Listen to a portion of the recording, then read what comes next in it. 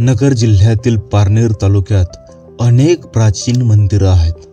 त्यापैकीच हे आहे नगर कल्याण रोडवर असणाऱ्या भाळवणी या गावच्या वायव्येस असणारं सुप्रसिद्ध असं नागेश्वर मंदिर.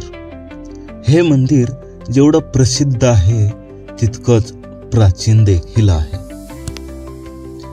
या शिवलिंगाची निर्मिती नेमकं कधी झाली याबद्दलच्या वेगवेगळ्या विसंगती जरी पाहायला मिळत असल्या तरी देखील या मंदिराला पौराणिक अशी पार्श्वभूमी आहे.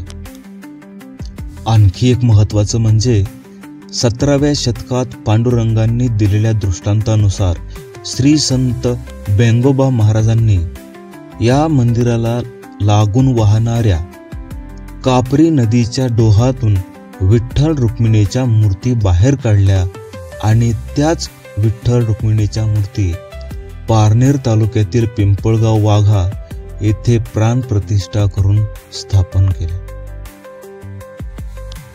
या मंदिरासंदर्भात आणखी एक पौराणिक अशी आख्यायिका आहे. भाळवणी गावच्या दक्षिणेला एक उंच टेकडी आहे जिथे आपल्याला आता महर्षी शृंग ऋषीचं एक मंदिर पाहायला मिळतं. म्हणजेच त्या टेकडीवर महर्षी शृंग ऋषीचं वास्तव्य असायचं. त्या टेकडीवरून महर्षी शृंग ऋषी नेहमी याच शिवलिंगांचं दर्शन करण्यासाठी येत असत. मंडळी, काही ठिकाणी असा उल्लेख मिळतो की 17व्या शतकात वीरप्पा चथप्पा या कर्नाटकी कारागिराने हे दगडाचं कोरीव काम केलं आणि ज्या ऋषींच्या नावावरून पारनेर तालुक्याचं नाव पडलं ते अर्थातच महर्षी पराशर ऋषी यांनी या शिवलिंगांची स्थापना केली असं देखील म्हटलं जातं. अतिशय निसर्गमय अशा वातावरणात असणारं हे मंदिर एक जागृत देवस्थान म्हणून प्रचलित आहे. दर सोमवारी इथे हजारो भाविक भक्त दर्शन घेण्यासाठी येतात. मंदिराला लागून वाहणारी कापरी नदी आणि या नदीवर असणारे बंधारे त्यामुळे या देवस्थानाला अतिशय नैसर्गिक सौंदर्यता प्राप्त झाली असंच म्हणावं लागेल. याशिवाय भाळवणी गावकऱ्यांच्या सहकार्यातून अनेक कामं या ठिकाणी आत्ताही प्रगतीपथावर आहेत.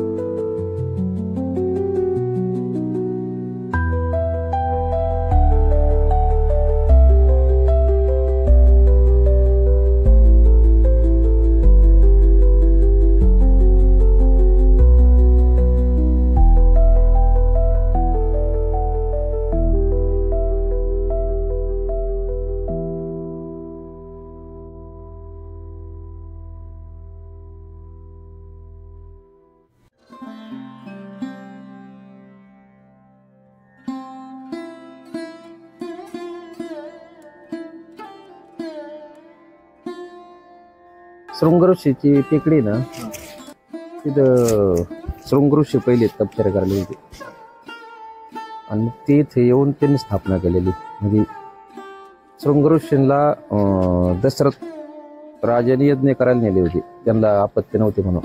त्यावेळेस तिथं तपश्चर्या चालू होती त्यांची, शृंगऋषींची. आणि त्यावेळेस ते स्नानाला इथं नदी यायची, त्यांनी त्यावेळेस स्थापन केलेले हे मंदिर. पुढं कसं काय म्हणजे माहिती झालं? नाही तर गावाच इथं नदीच्या कडेला वसलेलं होतं मंदिर ना, गावाचं तेव्हापासूनच गावाची स्थापना आहे. आणि पूर्ण हेमाडपंथी मंदिर, म्हणजे पूर्ण दगडी बांधकाम आहे त्याचं. हो. नंतर वरचा जो कळस आहे ना, हा साधारण 1987-88 साली केलेला आहे. पण पूर्वीचं जे तर हे सांगताच नाही याचं. पण याला जुना इतिहास आहे, म्हणजे रामायणाच्या आधीपासूनचा.